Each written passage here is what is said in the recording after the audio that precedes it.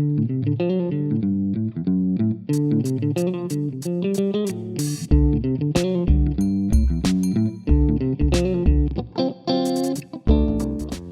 welcome, welcome. It's the How Does That Happen podcast. I'm your host, Marc Yaffe, here with your co-host, Dave Mancarelli, in the Easy 104.1 studios, the biggest little city, Reno, Nevada.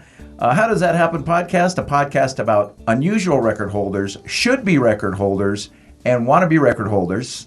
I've been waiting for this next guest. We had some technical glitches the other day. We couldn't bring her on, but she was kind enough to work her schedule around to give us some time. And I'd like to welcome to the show from the GoingZeroWaste.com website and blog, Kathryn Kellogg.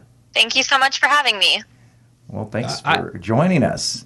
I say that website again because I want to check it out while we're talking. It's GoingZeroWaste.com. That's right. Okay. Dave likes to research as he interviews. I don't like that pre-research. It requires effort, and a very cursory look at my life will show you it's not filled with a lot of effort. Whereas I spent at least 16 and a half minutes of research before the show. Almost 17 full minutes. I'm anxious to get to this. This is when you told me this, I laughed, and then you're like, no, this is a serious thing. Yes. I thought you were making a joke, and I'm still.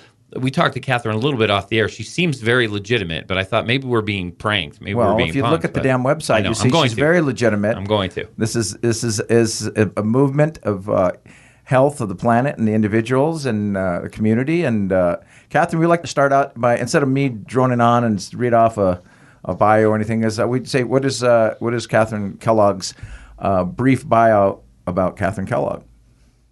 Sure. So I started Going Zero Waste officially in 2015. I had started by reducing exposure to plastic after I had a breast cancer scare when I was 20. And when I moved out to California, everything kind of clicked for me. Plastic isn't only bad for our personal health, but it's also bad for the health of the planet. And that's when I started my blog. I'm from Arkansas, and so I know what it's like to live without access to recycling or maybe package-free food or a lot of these options. And I started my blog so that way people would know that small changes really do make a difference. And even if you don't have access to everything that I talk about, that you still can make a difference. And I just really wanted to empower others. You kind of got interested because of because of a breast cancer scare? Yes. How did that turned out all right, obviously? Everything's okay? Yes. Okay, great. The tumors were benign. Okay. But it really just made me start questioning a lot of the products we use. Because you'd be surprised how they're not thoroughly tested always. And they're endocrine disruptors, which are basically things that interrupt and interfere with our hormones. Right. And a lot of them are estrogen or xenoestrogens. They mimic estrogen, and it can be a problem. It was for me. Sure. And so I started by really adapting my lifestyle. Wow. You're going to tell us how it is easier than it seems by making small steps. My problem is when I hear things like this, or when I want to go on a different kind of diet or something, I'm like, I got to make these wholesale sea changes. But you could just do a little bit every day, right? That's totally correct. Absolutely. And the thing is, I started this, I guess, 7 years ago now. And it wasn't until really like the last 2 years that I had built the systems and I had built the habits for living this way. It definitely takes time, and just realizing that one small change, if that's all you can tackle right now, that's all you can tackle right now. Yeah, we Marc mentioned that we're broadcasting from the studios of Easy 104.1 here in Reno, and there's an organization in Reno called Keep Truckee Meadows Beautiful, and it's a nonprofit, and we've done a lot of work with them, and they're very serious about cutting down on waste, and I had a long conversation with them 2 or 3 years ago. And I was amazed that because you switched to this lifestyle, that we don't think about all of the things that we're putting out there into the environment, because a straw in a drink or a package of a piece of beef jerky or something, there's so many things that you don't even think about that you're putting out there every day, right? Absolutely. It really adds up. Once you go to the grocery store, look around and see how much plastic you see. It will be everywhere. And then once you really start noticing all of the plastic, your initial reaction will be, how ever escape from this? It does feel a bit like there's we're just enveloped in it. And I did read today when I was researching about your zero waste activities. Just, the average American is somewhere about 4.5 pounds a day of waste, of which maybe 35% is getting recycled, if recycled properly, which I also learned some good things on your site that we'll talk about. Yeah, 4.4 pounds of trash a day. It's a lot. Yeah, there's that much in the passenger seat floorboard of my car right now. Literally, probably 4.4 pounds. I'm bad at this. But I have been thinking about it more, again, being involved with these folks at KTMB. And then, obviously, big deal. A lot of the places here, a lot of the big casinos here and stuff are going to this thing where they're not automatically giving you a straw anymore. And some people scoff at that. But if people, let's just start in the United States, much less all over the world, if people just in the United States got used to not using straws and straws became something that weren't as common as they are now, that would make a huge impact, right? Absolutely. And in a lot of other countries in the world, it's not normal for you to get straws in your water or your soda. Yeah, that's my frustration. Now I'm almost like just snippy about it. I try not to get because some restaurants it's already in there and they'll just put the straw in advance. No, I really don't need a straw. They'll just drop it and they'll walk away before take the straw back. I don't drink out of a straw. I never have. But then they'll take the straw and then even though it's still in the wrapper, they'll throw it away and scoop it right up with the rest of your stuff. Still a waste. Yeah, correct me if I'm wrong, Kathryn, but the goal is to get to where the straws aren't even available, right? This is just step one in getting people sort of weaned off straws, if you will, right? Which is seems silly that we're so lazy that we have to use a straw to transfer liquid from a cup into our gullet. I need a straw. But this is just step one, and then hopefully in a generation or however long it takes, then straws are just a thing of the past, right? Well, I mean, the plastic straw was invented for medical purposes for people who need them to drink. And so I think having access to those is a great thing. But definitely, I don't think that they should be available for the general public who don't need them. So yeah, like a straw and request policy would be great. So that way most people don't request one, and then they'll be reducing, and they're still there for the people who need them. Great. It literally might have been some salesman in 1946 in Peoria, Illinois. He was a hospital straw salesman. Business was dropping. Yeah. So he went over to the local restaurant and said, hey, I'll buy some straws. And it just, that's just weird. Yeah, it's, Americans are in love with any convenience, right? Oh, if that makes it easier for me to drink, I'm going to use a straw. I'm not a straw guy unless it's something with a lid. And so I just try not to do that. I try to just drink my drink at the restaurant. I don't take it with me if I'm at a fast food place or something. It's such a useless thing. So a lot of the big casinos here are going to that straw and request policy. And I think that's just going to make an incredible difference, at least locally, because every drink you're handing somebody has a straw in it, and people aren't drinking their rum and Coke with a straw, Yeah, I hope not. Now, if we can back up for a minute, Kathryn, growing up, average lifestyle, or did you have an early interest in the environment and health consciousness prior to your cancer scare? Nope. Like I grew up in Arkansas, and I didn't even know what recycling was until I was in college. So it's just proof that it's never too late to become a hippie. Did you? Right. Yeah. You can convert late and then in you life. came to Northern California, so you're officially a hippie. Right. Yeah. Exactly. Okay. Rude question, obviously, to ask a woman, but do you mind telling us how old you are?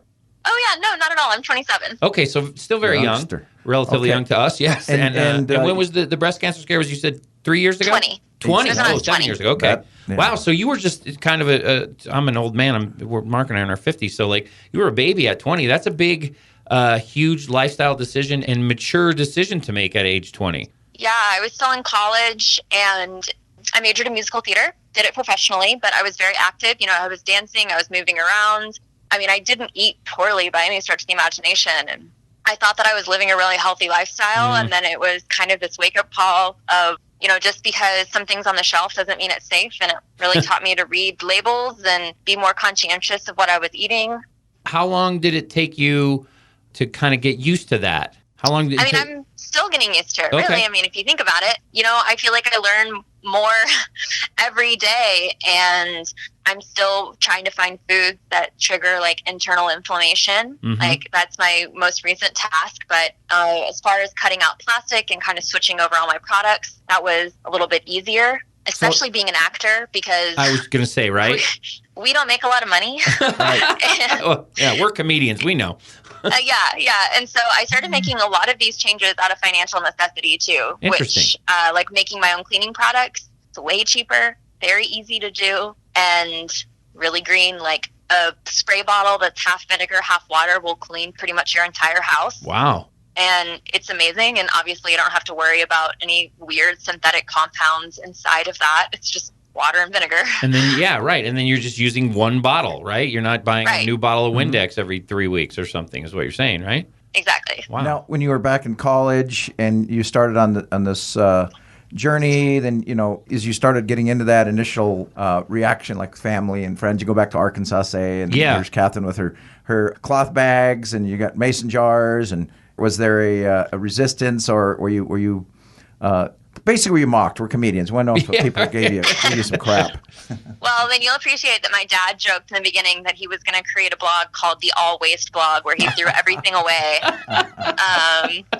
But yeah, I mean, they definitely poked fun at me for a while, just in good fun. But then, like, after a year or so, when everything's kind of got really serious, like people like The Guardian, NPR, National Geographic, and other places started talking to me. They're like, "Oh my gosh, like this is serious." Like, now, Dave, did you hear these? Did you hear these credits? And she's talking to us in Reno. She's got big time. So now, Dad's a little less. Kathryn, they probably let you headline the Laugh Factory with those credits, and I can't get past the host spot. So, but yeah, once they started talking to me, they're like, "Wow, this is serious," and it's been really interesting because as the global awareness has increased on plastic, their view on it has changed a lot, and they're like, "Wow, like this really is a problem." And I mean, my parents are so proud of me, and I'm not sure my friends probably still think I'm a little weird. But you're talking about your old Arkansas friends. The weird one. Yeah. I was always the weird one of our friend group.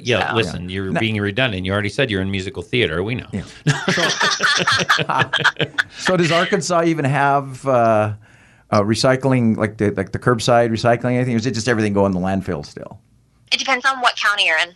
I got you. Yeah. So I was just going to say it's not necessarily state by state or even city by city. It's sort of a county thing of how aware of it they are and the facilities that they have, right, in all over the country. Yeah, it's so different. I mean, it could be city to city, it could be county to county, it could be state to state. It really just depends varies on wildly, where you are. And not to get off on the political tangent, but I do know in some states, like especially it tends to be the southern states, the state legislators will pass ordinances banning the cities from banning plastic and things of that nature. I don't know if you're familiar with that. Yes, I am. A ban on bans, yeah. So, Kathryn, and again, not to get too political, but obviously plastics companies, right, have a lot of money. Is there a disinformation campaign being waged against you yet? No, so not yet. You always that's have when I've really made it. That's right. When you're on some list where they're sending guys in dark suits to give you a little lecture. When there's a Monsanto truck parked inside your house. But there's a lot of money in plastics manufacturing, right? So there a lot of politicians, I would assume, are beholden to lobbyists or plastic companies. You got to always follow the money, right? So that's a bit of an uphill battle, right? Yeah, absolutely. Like, I hope that you never get like an audition and it's for like a plastics company. And, hey, we're going to pay you $50,000 for this commercial, and you can't do it. You got to be like, your casting agent calls you as a national commercial for Saran Wrap. Yeah. You get $50,000 and residuals. What does Kathryn do? They want she would turn it down. I can tell already. She's totally committed to this. Yep, she's got integrity. I'd be like, it's just one time. Actors have integrity. We would take that in a second. I'd sell comedians. If someone wanted to do an anti-my mom commercial and they wanted to pay me $100, I'd sign. Where do I sign? So, is there becoming a larger, I guess, global or even local, like just here in the United States or even in local cities and stuff? Is there becoming a community of people? Like, are there other people like-minded like you, where you guys sort of congregate in a certain area, like online, or is your blog tied into a lot of other people that are anti-plastic and big time on recycling? Yeah, there's a movement, huge growing community. Yeah, it's huge. It's really pretty hilarious because I joined the Zero Waste Bloggers Network probably 3 years ago. I was like member 35 or something, and now that network has like over 500 people, and then even like bloggers that have nothing to do with this topic are all running like Plastic Free July campaigns. They're doing weeks where they count their trash, and like it's becoming a huge it's becoming popular topic right now. Obviously, it's becoming a movement for that thing to increase that much in just 3 years. That's amazing. Do you think as an environmental and health issue, it's a little easier than, say, climate change because we don't really measure the particulate matter out of our car? I mean, obviously, we know if we're driving too much or whatever, or other things that we don't have the scientific background. This is something it's hands-on. Is that helping the movement? So yeah, climate change is an enormous issue. And as one person, you might look at that and say, okay, but what can I do? Right. And this really breaks it down into an easy, more digestible action where it's like, okay, well, here are 3 very small things you can do. And then the hope is you do those 3 things, and then you want to learn more, and then you wind up doing more things, and then more things. And before you know it, you're doing a whole bunch of things. And that's how most people kind of find themselves doing this, is because I always tell people, like, I am a normal person. Like, I wake up, I brush my teeth, I put on makeup, I brush my hair, I put on clothes, like, I go to work. You're like, I'm very normal. And people seem to think that I'm like some weird mystic being that just like exists off chlorophyll from the sun. Like, I'm not. I get into my bariatric chamber it's just about slightly adjusting your habits. And once you've basically established your routine for that habit, you don't notice you're doing anything differently. So it becomes very easy to make another small habit change. Just lifestyle. Yeah. So to quantify your waste stream, I know you're married with one dog. Some say, Yes. and your family annual non-recyclable waste. What would you say is the? Well, I ran an experiment, and for 2 years, I produced a 16-ounce mason jar worth of trash. Wait. Okay, so 16-ounce, Dave. Yeah. You just did that before I walked in. I here. have sitting in front of me. There's 16 ounces of plastic waste in this I think Sonic there's 16 cup. ounces in your pocket. So say that again, Kathryn, because I want to make sure I got that. And I want to make sure everybody that's going to listen to this gets that. So I ran an experiment for 2 years to see how little trash I could personally produce. And after 2 years, it fits in a 16-ounce mason. So that was 8 That's ounces not 16 per year. ounces a year. That's at the end of 2 years, 16 ounces. Correct. Holy smokes. Now, first question I have is like, what's in that mason jar? There is 1 Hershey Bars wrapper. Oh, man. Everybody has a I moment of feel weakness. so inadequate right now. There are a lot of twist ties, a lot of produce stickers. Okay. I went to the thrift store to buy some stuff, so there's stickers and tags from the things that I bought at the thrift store. There is an old credit card that expired during that time. Wow, There that's are real some plastic. labels that I scraped off of other jars so I could reuse them. A couple receipts. So let me stop you right there now. That's 2 common things. I'm contaminating my waste stream, and once you waxed, you get a banana or squash, and all the produce now has the sticker. That's all wax. That's non-recyclable. Is that correct? All those. No, yeah, stickers aren't recyclable. Yeah, Because of the glue, right? Because of the... And Yeah. and then what was the receipts? Evidently, is it? But I read on your blog also they're coated. They're coated with BPA because they're thermally printed. Those so you thermal should papers, throw them yeah. away. Yeah. So how Or do else we ever? you'll be do you- contaminating. So when you go, every time you go to the store, you try to say no receipt, please. Yes. Yeah. I actually don't like touching them. If you have skin-to-skin contact with a receipt for more than 8 seconds, then the BPA is in your bloodstream. And so due to my hormone imbalance, I just really, really try not to even come in contact with I can them. blame So all in my terms health of- problems now on working at Chili's and touching those things for 8 hours a day. Mm-hmm. Yeah, and I had read stuff about that's harmful to you. And again, and do you know? I mean, just maybe you don't, but like, what's the point? Is it cheaper thermal paper? Is that why they're using it instead of just regular paper?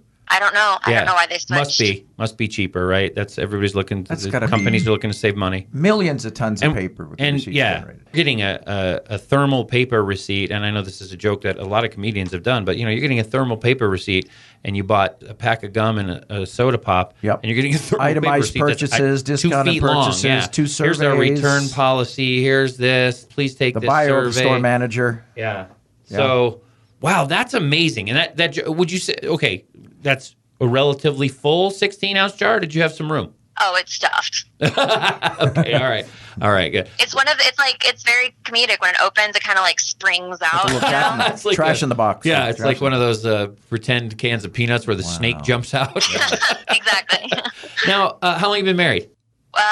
We got married May 1st last year, so Okay. a little bit over a year. And how long together? We got together 4 years ago, Okay, so 2013. You were already living the lifestyle 5 when years you ago. Right. met your husband. 5 years ago. So he wasn't with you when you went through the cancer scare. No. Did you meet him in this milieu of being environmentally conscious or outside of that realm? I was like halfway. Okay. And what was So like did we you meet already him were at doing an a event lot. or through this movement, or totally separate from this environmental stuff? Is he another actor or? Yeah, we met at an Okay. acting gig.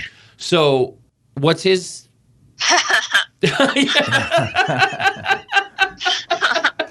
What is his take? What is his feeling?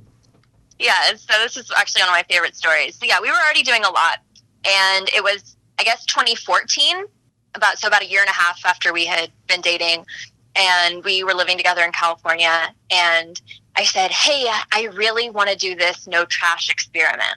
And he looked at me so distraught. He was like, I thought I was finally dating a normal girl. This is the one. I don't know. But he's cool with it now. So, Yeah. I mean, because I actually interviewed him for my blog. Oh, wow. And I have this whole transcript. It was really hilarious. And I asked him, I said, so 3 years later, do you feel like we're different? And he said, no, I don't. We do everything just like normal people. Like I was telling you earlier, we do everything normally, just slightly adjusted. Right. So It hasn't totally been cool. It hasn't been a lot of effort once you just get in the habit of it. He's not like, oh, I hate doing this, right? It's just the way you guys live, right? Right, exactly. So how about your social circle? Let's say you're having a dinner party, and then your friends, it's your birthday or your husband's birthday. Do they know not to show up with gift bags and ribbon? I mean, is there any awkward situations you find yourself in trying to preserve your lifestyle? No, I really haven't. I feel like the biggest point is just being open and talking to people without being judgmental or preachy. Mm-hmm. You can just talk to someone and be like, on the invitation. So for a wedding, for instance, on the invitation, I was like, hey, we're a zero waste household. I mean, everyone knew that I was invited to our wedding, but be like, hey, we're zero waste, and this is how we want our presents done. So we just had everyone donate to the honeymoon, and that was kind of like our thing. And so it's just about, we had a housewarming party, and I was like, hey, it's a housewarming party. Bring a plant. And so it's just kind of about controlling the narrative, theming the party, telling everyone what you want. If it's a potluck, be like, hey, it's a potluck. Bring a reusable dish. Yeah. And people are super cool about it. You just have to ask and not be a jerk about it. Right. You hit it. You said it as you went into that little story. The thing is you come at it in a non-condescending way, right? Where you're not like, I'm zero waste. And you just say, hey, this is what we're into. And then that way people too, because part of doing it is telling people about it and getting them to be like, it's such an interesting topic where people are going to have questions. Instead of showing you oh, look at her. She thinks she's better than us because she, So the way that you handle it in those situations makes a big difference as well, right?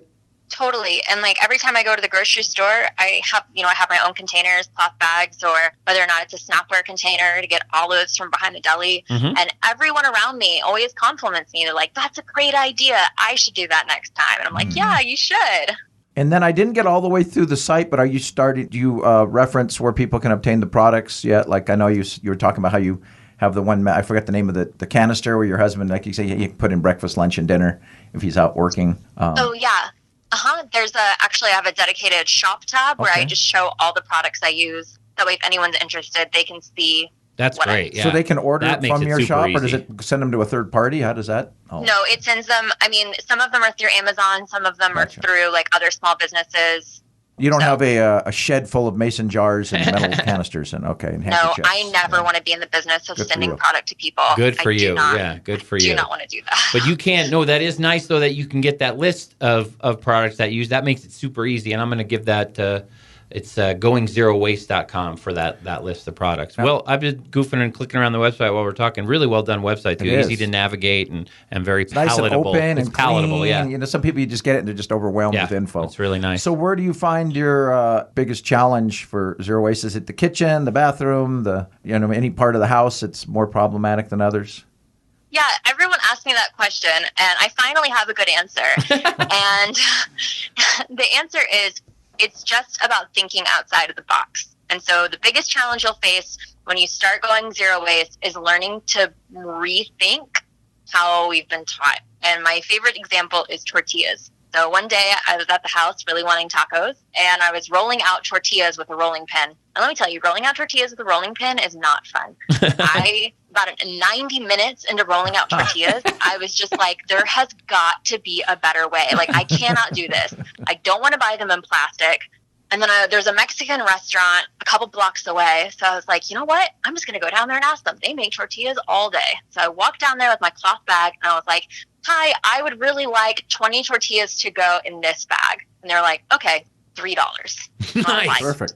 All right. Yeah. And so it was just thinking, I couldn't buy them at the grocery store that fresh for that price. I was going to say, and probably that authentic. Right. And I was thrilled, came home, had tacos, and my life was so much easier. And Yeah, so I would have never thought about that. I would have never ever considered that. Yep. So sometimes it's just about thinking outside the box. And Kathryn, where are you?